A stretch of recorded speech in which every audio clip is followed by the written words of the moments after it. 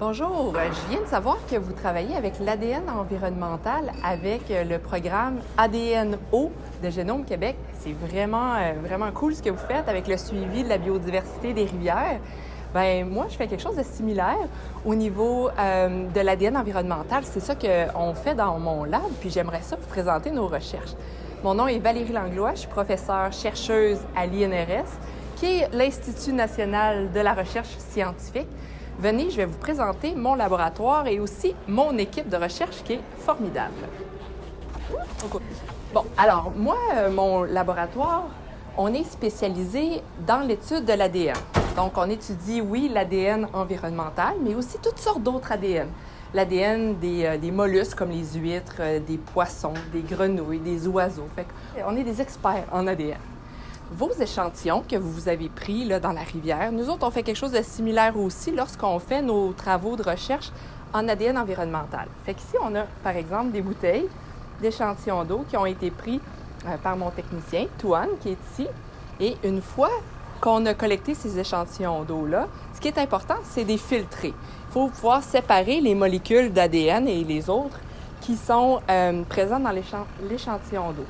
Alors, qu'est-ce qu'on fait? C'est qu'on met un petit filtre comme ça, un filtre qui permet de séparer les molécules qui vont rester prises ici, et puis l'eau va passer à travers. Fait que ça ici, ça s'appelle une série de filtres tulipes, là. Et puis ici, on a un exemple avec Tuan qui est en train de mettre un échantillon d'eau. Fait qu'on voit, c'est ça qui se passe avec vos échantillons aussi. Il faut faire ça, c'est la première étape. Vous voyez, c'est plus brun. Fait que là, on va arrêter le système de filtration. On va prendre l'échantillon avec des pinces. Évidemment, on a des gants. Il ne faut pas contaminer notre échantillon. Fait que là, on peut voir toutes les différentes molécules qui étaient dans l'échantillon qu'on a réussi à capturer. Fait que ce qu'on fait, c'est qu'on prend ce filtre-là, on va le mettre dans un petit tube qui a une solution. Ça permet de laisser un peu mariner le filtre avec la solution pendant toute la nuit et puis de permettre aux molécules d'ADN environnemental de migrer dans la solution. Fait qu'on va laisser ça toute la nuit ici.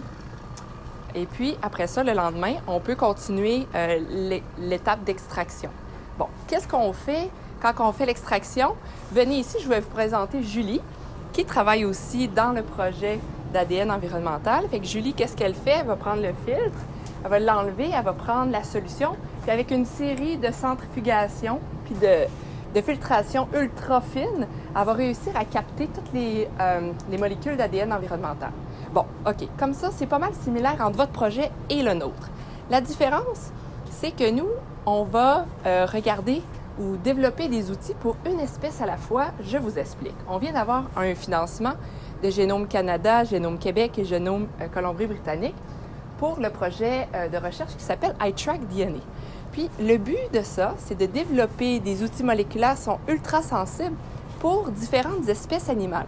Donc, par exemple, différentes espèces de mammifères, de grenouilles, de poissons, qu'on va pouvoir très spécifiquement savoir s'ils sont présents ou absents d'un lac, d'une rivière ou d'un écosystème donné. Je vous donne un exemple. Voici Marie-Pierre, une de mes doctorantes, qui travaille avec les Anishinabés de la communauté de Picogan. Fait qu'ici, là, c'est proche d'Amos, OK, sur la carte. Et puis, qu'est-ce qu'ils font ensemble? C'est qu'ils nous ont dit qu'ils sont aux prises avec une problématique. Et puis, c'est un des projets de recherche de Marie-Pierre. Je vous explique. Alors, la problématique, c'est que les orignaux sont très importants pour la consommation de viande pour cette population autochtone-là. Le problème, c'est qu'avec les changements climatiques, il y a un ver qui s'appelle le ver des méninges qui est connu pour contaminer le cerf de Virginie. Le ver des méninges, lorsqu'il les contamine, les cerfs, eux autres, ça ne les affecte pas. OK? Donc, les populations peuvent vivre normalement.